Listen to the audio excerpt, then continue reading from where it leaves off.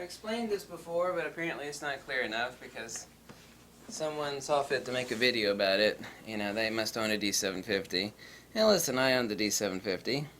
The output out of the D750 is quite nice. As I've said before, and this is very logical, twice a year everything changes. About April, and then again right about this time. August, September, especially photokina, you know. Things change. It's like there's a room full of partiers. There's like, here's the Canon, and here's the Nikon D810, D750, and the Nikon D500. And then everybody, all these cameras are partying going, and then the door opens twice a year. Okay? Yeah, no, I'm being kind of goofy with this.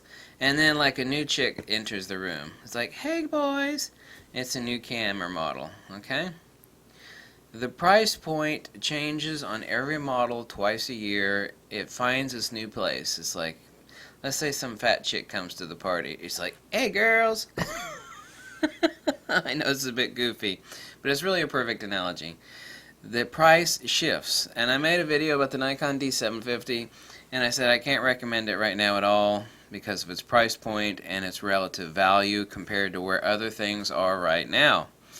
It's kind of like, hey, you know, you could buy this Volkswagen for $2,000, or you could buy this Mercedes for $2,300. Well, my position is if you spend $300 less and get the Volkswagen over the Mercedes, then you are an idiot.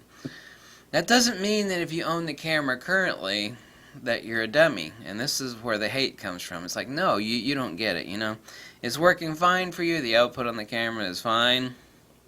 The point is that like if a new prospective buyer is about to buy something, they don't want to consider this camera at this point in time because of where things are. Now, right now there's no indication of a D810 replacement.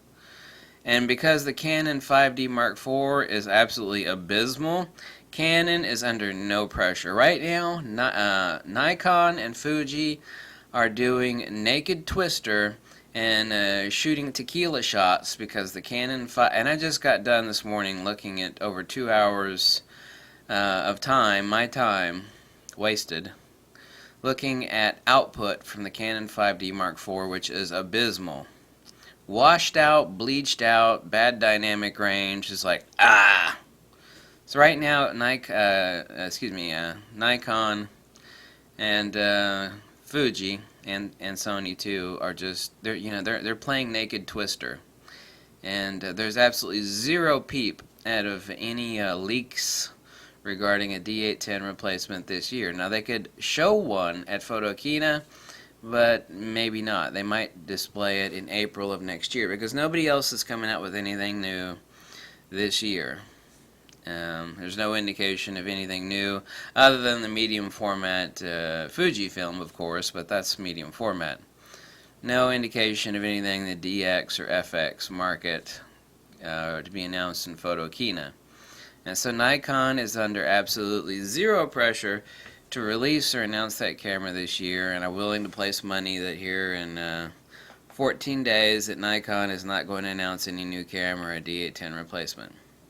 See, as it exists right now, for $300 or $200 more, right now, even Nikon Rumors even posted this. It's like brand new Nikon D810s for $1,900, well, $1,999. You know, a couple hundred, $300 more than a Nikon D750. D810 has had no recalls, no issues, no problems. It has no AA filter. It's a 36 megapixel camera. It is the king tits for portraiture and landscape.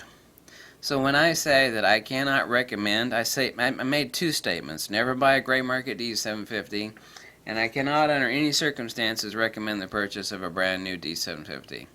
That doesn't mean if you have one that, you know, that you're a goofball or something. It just means that if someone is looking to buy something right now because of the price value, because things shift twice a year, and they always do, a new fat chick enters the room where all these other cameras are dancing, and then the whole room shifts. Wow. Value, price. Okay, just understand that. The room full of all these cameras shifts twice a year. Do you get that? That's pretty simple. It's very logical. It's very sensible. Additionally, the fact, don't even dare thinking of buying a gray market D750. I've had plenty of people contact me about the issues of that. Other people have warned you about that too. All these gray market normally it's not an issue to buy a gray market camera, but because the Nikon D750 has had a few recalls, one for the light leak, and secondly for the shutter failure, and then there's really another one where it actually crashes on itself, and someone sent me even a video on that last week. All these D750 gray markets, what they are is a mass of defective D750s that have been floating around Europe that nobody wants to buy, and so they dumped them cheap on the US market. They're all the defective light leak ones and possibly shutter mechanism ones that have been floating around Europe. There's just like a huge horde of them floating around waiting for some sucker to buy them. That is why I'm certainly never against gray market, but in this case, a gray market D750 is like buying a hand grenade with a loose pin on it. Is that clear enough? Okay. And the second point is, can't recommend purchase of a D750 because the room shifts twice a year, and right now the room is shifted. And for $200 more, you could buy a friggin' Nikon D810, which is superior basically in every way. The only edge the D750 has is an insane high ISO performance over the D810. Something that most people never use. The D810 is an awesome camera. Got it. There's one sitting in the back room back there. So that's the reason for that statement. I hope that clarifies things because it is not emotionally driven. Okay, it is logical, it is sensible, and there is reasoning behind it which is valid. Okay? I hope I cleared that up. Let's hope I did that. Okay?